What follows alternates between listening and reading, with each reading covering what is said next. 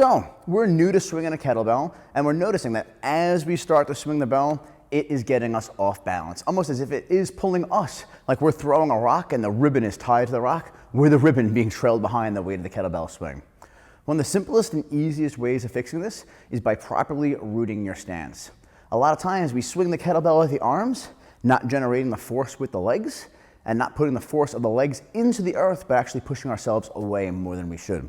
So a very simple cue for this is simply keep the feet flat and to push the earth away. Difference being, most people bring that kettlebell up, they start swinging it as a newbie, and they're moving, and maybe the arms are moving, maybe the back is moving, and the legs are pretty much staying in one position, which means as that weight's coming forward, its momentum's actually being driven out and away from me. So what I want to do in this position now is I want to cue the athlete to shift their weight between their heels and their toes and get smaller and smaller and smaller, so that their toes are grabbing into the floor and their heels are also grabbing into the floor. This will allow them to keep their weight evenly distributed between the balls and the heels of their feet. Next, I'm going to have them drop themselves down 2 floors. 1 floor, 2 floor. This is where I want them starting to generate their power from. This 2 floor increment, 1 notch, 2 notch, is going to put them into a nice power position with their legs, allowing them to start pushing their feet into the floor. Rather than starting tall with a straight leg, now that they have no springiness, they have no room to move, the kettlebell is going to govern where their force is being generated. So you pick that kettlebell up, we're going to drop them down 2 floors, 1, 2, and allow them to start their movement here, right? Starting the movement shouldn't be done with the arms. You notice here, my legs aren't moving, this is just my arms. This is still going to pull me off balance, even if I am more rooted.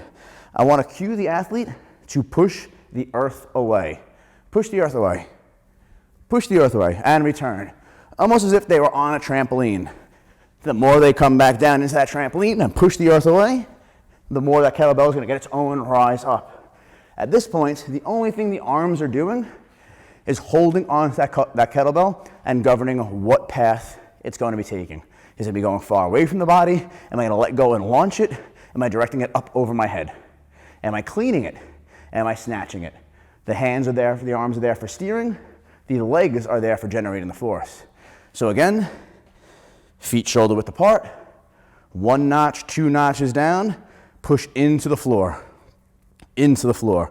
I'll have my athletes do this just before they start to get used to that feeling of push the floor, push the floor, push the floor. Great cue for any time we're trying to generate a dynamic force from the floor up and away, as in our cleans, our squats, our snatches, our kettlebell swings.